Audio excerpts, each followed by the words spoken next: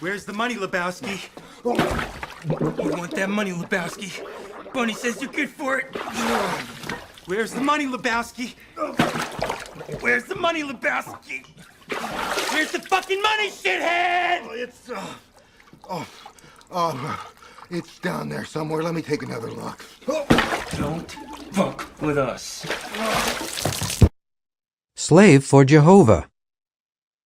Theme text. Do not loiter at your business. Slave for Jehovah. Romans 12:11. What do you think? What type of slavery is mentioned at Romans 12:11? How can we avoid becoming slaves to Satan and his world?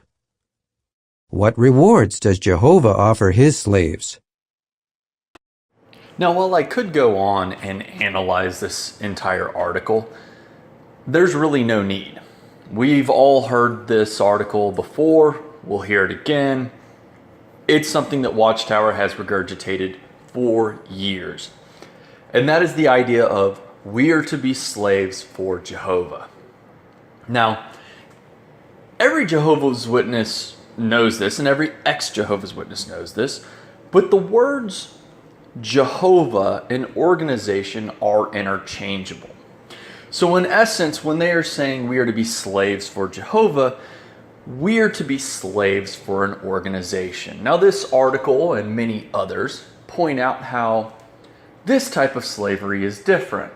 There's no chains that bind us. We are here on our own free will. And on top of that, we are taken care of by a loving master. Well, is that really the case? Well, Jehovah's Witnesses, I invite you to try something.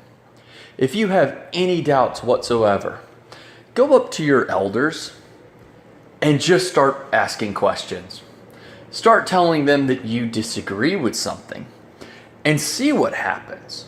Because the truth of the matter is, these are not loving masters that are providing for you. No. These are masters that will whip and beat you. And in this case, they won't only whip or beat you, but they will socially assassinate you. They will take your family. They will take your friends. They may try to take your livelihood. If you live with a witness, congratulations, your home is gone. They may try to force a divorce or a separation. Whatever the case may be, they socially assassinate you because they are taught and they are trained that if anyone is disfellowshipped or disagrees with the organization, well, they're already dead. So you are to treat them as if they are dead. You are to have no contact whatsoever. This is the worst type of slave owner. And they've been indoctrinating people with the idea of slavery is a good thing for a long period of time, and that slavery to them is a good thing for a long period of time. But how have they done it? Other than these articles and other than the platform, at what level have they taken the slavery to?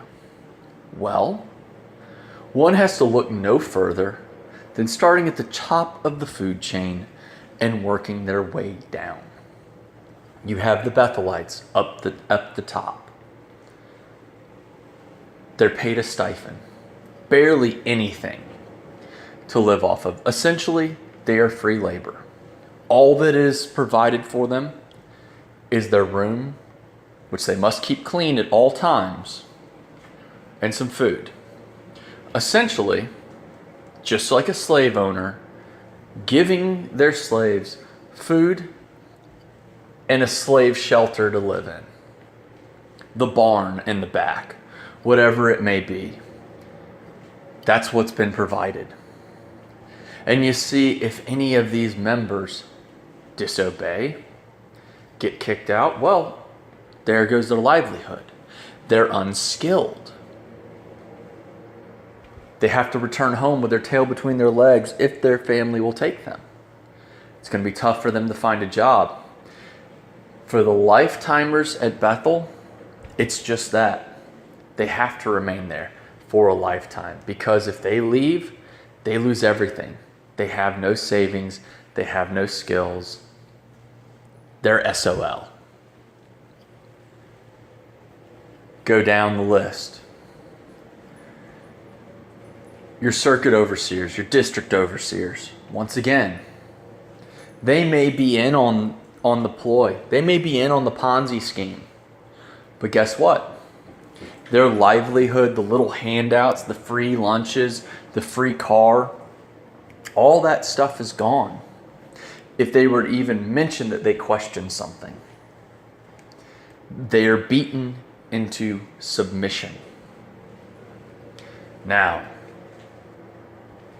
carry it down even further to the lowest level, your rank and file. You see, at every level, they are using their slaves for what slaves were for: free labor. Now, the rank and file, going out in service, trying to spread the indoctrination to others so that Watchtower can make more money from donations from the newcomers. But here's the thing. Even if you're showing up to a meeting, and I understand there are many people out there in the position where they have to go, but even just being there, that one person at the meeting is an encouragement to others, because it's a numbers game to them. And see, if other people see one more person sitting in the hall and one less empty chair, psychologically, it builds them up to want to do even more work. That's the whole point of the conventions. The whole point of all the conventions is get a large group of people together in one spot, safety in numbers. And it upbuilds so you sit there and go, well, I'm the only one at work, or I'm the only one at school that's a slave for this organization. But you see, they've twisted it. You think you're being a slave for God? You're not. You're being a slave for men.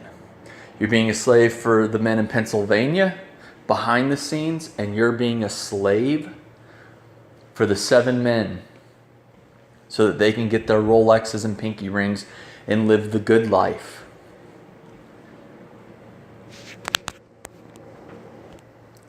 And it all starts at baptism. See, at baptism, that's when you have officially signed yourself over to the Watchtower Bible and Tract Society. That is the point where you have sold yourself into slavery for the corporation. And they may beat you along the way, but the only way to escape is death. Social suicide is the only way to escape. It's to lose everything. And they know it. It's by design. They are not a loving corporate overlord. They're not even immoral. They're amoral. They are a company without morals whatsoever, blinded by one thing and one thing alone, and that's money. And you know what? I forgot. They're blinded by something else. It's power. The power to control, to be the slave owners that they are.